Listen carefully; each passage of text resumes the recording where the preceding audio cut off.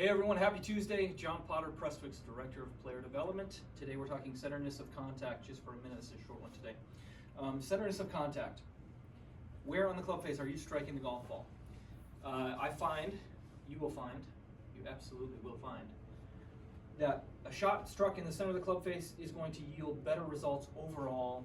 Again, think sample size here. You can say on an odd shot here and there, not hitting the center of the face, but are you having a club and a club face and path that's matched up correctly will give you a better result. I'm going to say in a great sample size, on average, centeredness of contact is premium, right? It's going to give you a better strike. Not only that, but it's going to feel, it does something to your mentality, to your mental game. If you're hitting solid shots in the center of the club face, it doesn't matter as much if they're missing a little left or a little right or going a little over the green.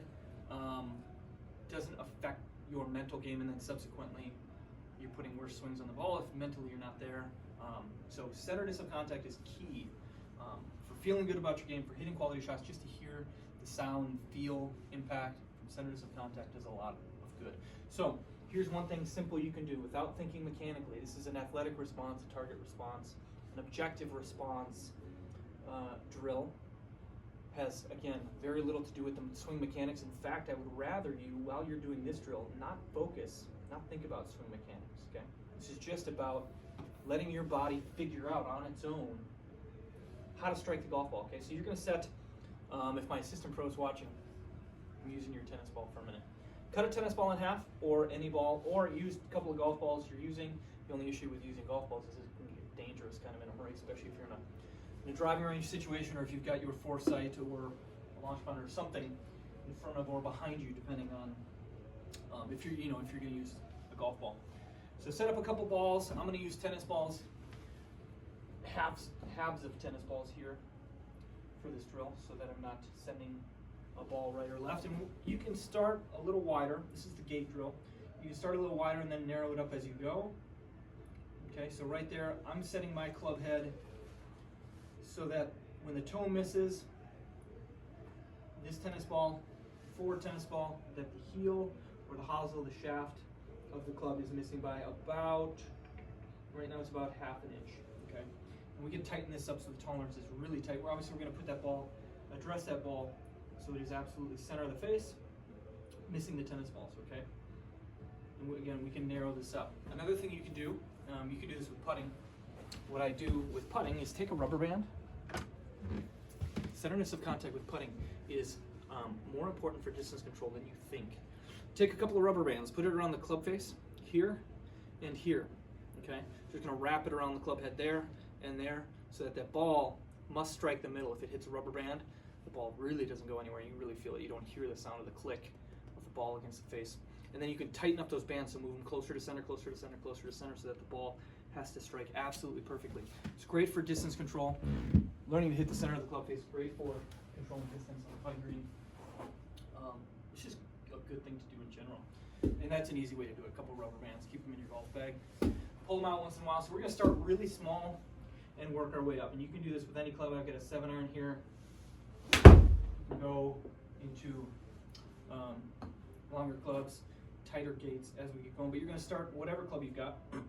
Start with little swings, okay? Ooh, there I caught the heel. Interesting. So that strike was a little bit more of a toe strike and caught that tennis ball on the heel of my club.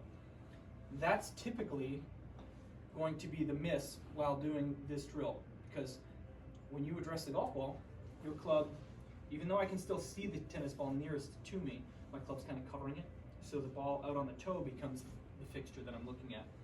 I'm going to tend to want to miss that rather than this one, playing preference here. Do your best to not give preferential treatment to any ball in particular. These aren't showing up because I think the foresight's having a hard time with these tennis balls on the ground.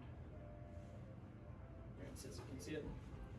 And we're going to start small and then work our way into bigger, fuller, faster swings. Making sure this is centeredness of contact, right? It doesn't have so much to do with low or high on the face, right? Because I'm still missing the balls, tennis balls. If I'm center, I can hit it thin, I can hit it a little heavy and still be swinging